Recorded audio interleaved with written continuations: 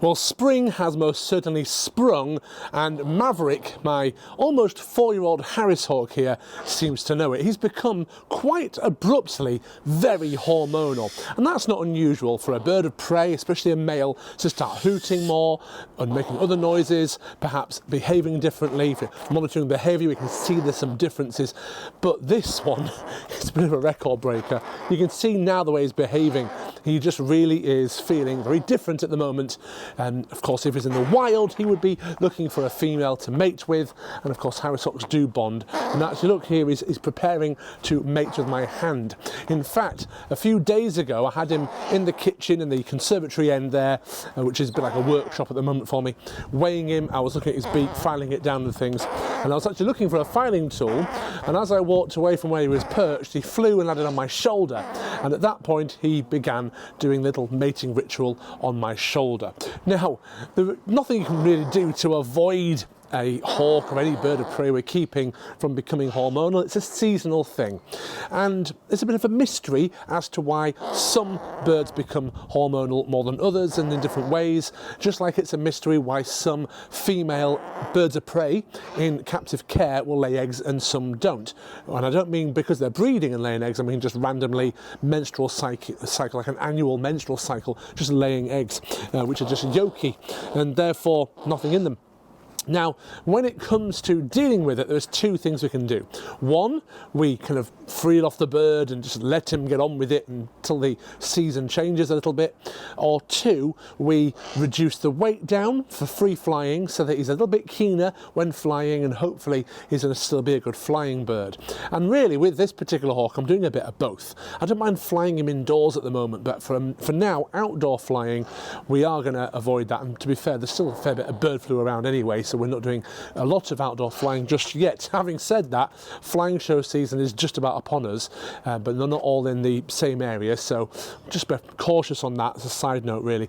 But yeah, with this particular bird, we're just going to have to, as I say, bring the weight down a little bit, because if we fly him at the usual 1 pound 10 ounces say, and he's flying around the trees, he's more likely to get distracted, not come back to the glove, maybe not straight away at least, maybe fly from branch to branch, almost looking for a partner, as it were, more likely to lose the bird, in theory, even though it'd be wearing a transmitter and all that kind of stuff.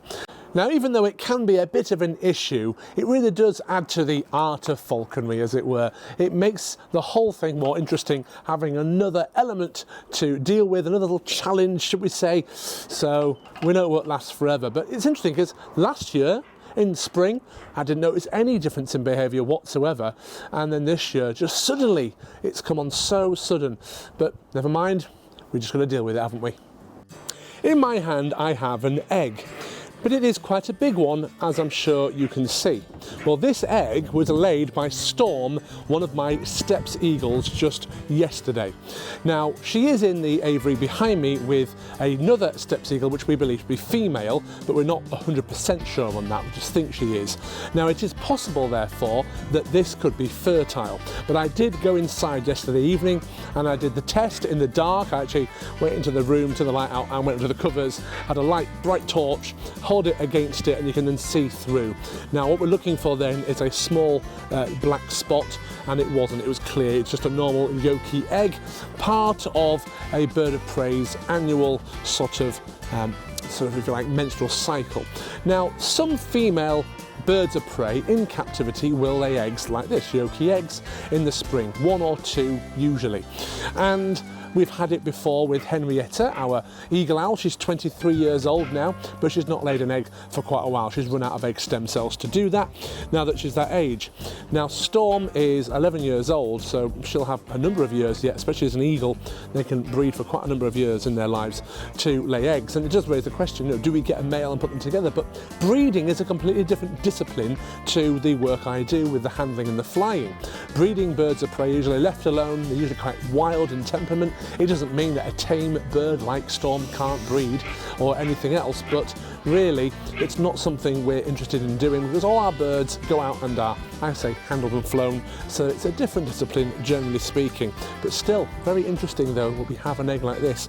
I am a little bit tempted to crack it open and make an omelette, but I think I'll probably refrain from doing that one just yet. Well, it's another day and another event, and this time a wedding here at Grittleton House, which is rather near Bristol. And I've driven up from Yorkshire, or rather down from Yorkshire, and we've had Lydia, who is our Southampton hub falconer. She's come up from there because it's her first wedding, so wanted to show her how it all works. And I've got to say, she did a fantastic job.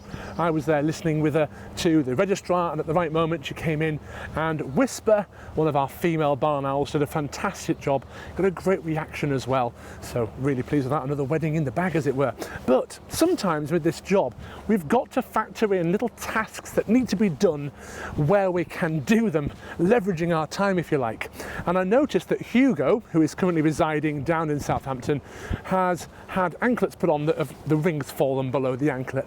One of those annoying little things, they're meant to be above the anklet. So I brought my toolbox with me. Here's my slightly muddy Volvo, and I'm now going to have a go at fitting some new anklets on because she's brought him up for me to do that. So get that done and she can take him back down with new furniture on and all will be well. Right, so he's inside this travel box here. Take a look and see how he's doing. So he's tethered to the bottom of the perch there. I'm not worried about him flying out. Hello, how are you doing? Right then, so as we can see here, yeah, the ring's fallen down. There's no ring on that side, is there? But I'll have to replace both anklets. They were just put up temporary ones anyway. Otherwise, his equipment seems all right. Check his jesses. Flying jesses are okay. Just a quick job to fix them now then.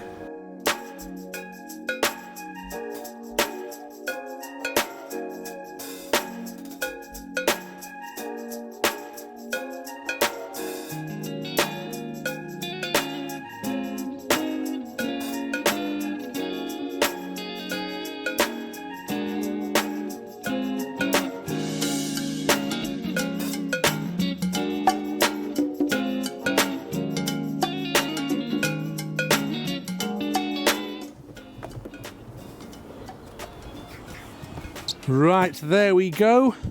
Some new anklets, ring above, as it should be. Just thrown together by myself very quickly with a few basic tools. And while I'm here, it's nice to see him briefly. Now I'm feeling his keel there. That's the bone on the very front of his body, and I can feel it's quite chunky. So it's a good weight, even though I'm not weighing him right now. But he is being weighed every day anyway, down in Southampton, so that's all being taken care of. And as you can see, he's looking magnificent. He's very tame. Sometimes he gives us a hoot. Ooh, but not today. Right, I'm going to go back inside now and see how Lydia's getting on with the handling.